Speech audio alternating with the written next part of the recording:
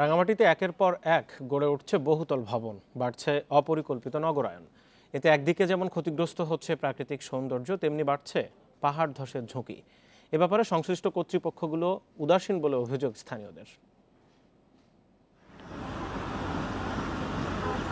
প্রাকৃতিক সৌন্দর্যের লীলাভূমি রাঙামাটি দিনে দিনে হারাতে বসেছে এর গৌরব। আইন অমান্য করে যেখানে সেখানে গড়ে উঠছে বহুতল ভবন, ফলে সবুজ প্রকৃতির স্বাভাবিক রূপ পাল্টে তৈরি হচ্ছে কংক্রিটের জঞ্জাল।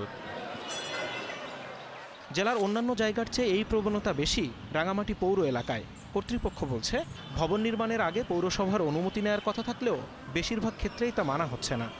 আমাদের রাঙামাটির পুরো প্রাকৃতিক যে সৌন্দর্য সেটাকে নষ্ট করে ফেলছে এই ভবনগুলো। এখনো পর্যন্ত অনেক সরকারি প্রতিষ্ঠান অনুমোদন নেয় না আমাদের কাছ থেকে।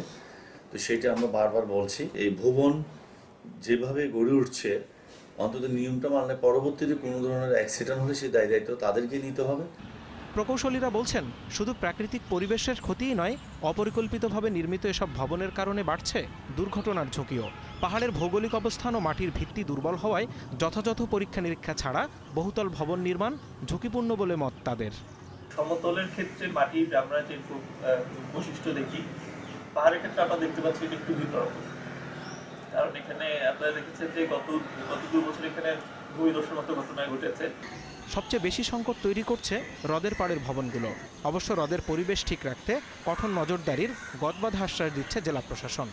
হ্রদের সৌন্দর্য যাতে ব্যাহত না হয় এবং কাপ্তাই হ্রদের সৌন্দর্য দেখার প্রতিবন্ধকতার সৃষ্টি করে, এই ধরনের কোনো বাড়ি যাতে না উঠতে পারে, এটা আমরা আলোচনা হয়েছে এবং এটা নিয়ে আমরা কাজ করছি।